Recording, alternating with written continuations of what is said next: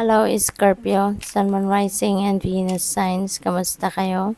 Sana po ay nasa mabuti kayong kalagayan. Welcome back po sa Star Tarot. Kung bago kayo dito, welcome din kayo. Thank you for your support. I truly appreciate it. God bless you.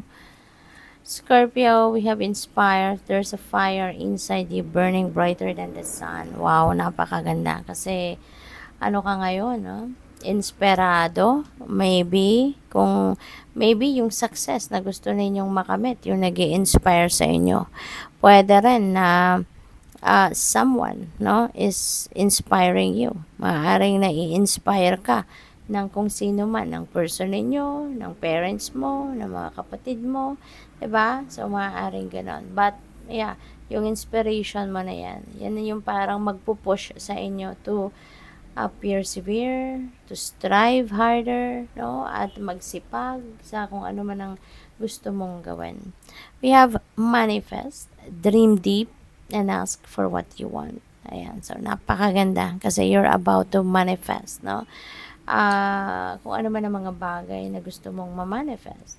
Maybe, kung ano man yung mga dreams ninyo, ano yung mga pinapangarap ninyo, you are about to manifest that, no? Sa ngayon.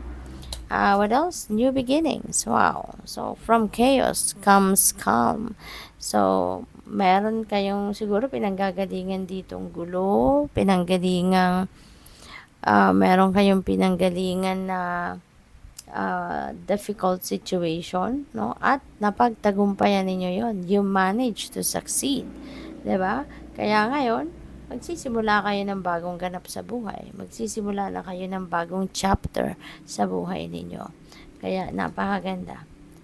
What else? Tignan natin kung ano pa ang ganap.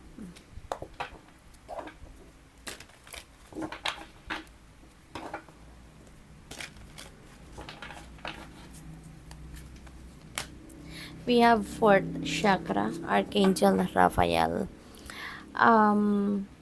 Archangel Raphael is going to help you dito na mag-heal, no? Kasi yung fourth chakra natin is our heart chakra. So, ang napipick up ko rito, maaaring ang iba sa inyo may pinagdaanan na problema siguro pagdating sa puso, usaping puso, love life, no? Pwedeng ganun. At ngayon, you are healing, no? Tutulungan ka ni Archangel Raphael na magamot na ang kung ano man ang sakit sa ano man yung baka nagkaroon kayo ng heartbreak, no? May heartache at tutulungan kayo, no, na mag-heal na ang puso ninyo. Maaari din na meron ng forgiveness dito, no, that will arise. Baka matututo na kayo ngayon or ma-realize niyo na magpatawad, patawarin na yung mga nakapagdulot ng sama ng loob sa inyo, 'di ba? Para na makapag-move on na rin kayo. What else? We have storm warning. May warning. So, this is good na meron kayong warning para meron kayong magagawa, no? Para maiwasan kung ano man ang pwedeng maging problema. 'Di ba? Kasi pwedeng mas maging aware kayo ngayon sa, kunyari, sa mga sasabihin ninyo. Mas magiging aware kayo sa mga reaction ninyo sa kung kanino man, kung ano man ang mga sitwasyon na nangyayari. 'Di ba? Possible din na pwede pa kayong may magawa rito para pigilan, no? Kung ano man ang posible, 'di ba? Na maaring nakikinikinita ninyo na pwede kayong magka-problema. So, pwede pa ninyong ma-adjust ang mga gagawin ninyo. 'Di ba? Kaya, yun, warning yan para sa'yo. Third chakra, Archangel Samuel. Ayan, this is life force energy. Maaari talaga na sa ngayon, no, since we have inspire energy, talagang yung drive ninyo, yung determination ninyo is there. Yung ang tawag dito, yung lakas ng loob ninyo, nandiyan dyan, you know? Kaya, this is good, no? This is good. Kung meron kayong rito, kung meron kayong mga unfinished business, may mga hindi pa kayo nagagawa, no? Or hindi ninyo natapos, na ginagawa ninyo in the past, maaring sa ngayon babalikan nyo na yan and you're going to continue it so that matapos nyo na to. You have 15, appreciation. This is reminder, no, para sa'yo to learn to appreciate, no, the blessings na meron kayo, matuto kayong mag-appreciate, matuto kayong magpasalamat, be grateful for whatever it is, no, na biyaya, no, na binigay sa'yo ng Divine Universe.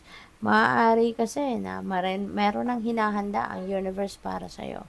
Maaring merong paparating, no, na mga biyaya para sa'yo. Kaya iniimbitahan kayo dito na matuto kayong magpasalamat at mag-appreciate para nang sa gayon, mas marami pa, no, ang ipapadala sa iyo. Abundance, prosperity, blessings, di ba?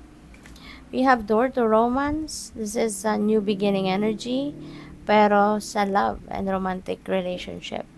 May new beginnings tayo rito. So, maaaring yung sisimulan ninyo rito is love life, no? Baka meron kayong kung single pa kayo, baka magsisimula kayo ng bagong magsisimula kayo ng bagong relationship, bagong love connection, no? So, pwedeng ganun ang ganap dito for some of you. So, what else? We have caring connections. Ayan. So, there's more love. No? There's more love. Maaaring hindi lang sa person ninyo, sa bagong magiging jowa ninyo ngayon, yung pagmamahal na ipapakita ninyo, but the people around you, no? Yung mga kapatid mo, pamilya mo, parents mo, you know, yung ganon. And siguro then, no, you're just really very compassionate as well towards other people. Kaya, kahit sa mga katrabaho mo siguro, mga kaibigan mo, nagpapakita ka na you care for them. So, good luck. Thank you for watching. Love and light. Namaste.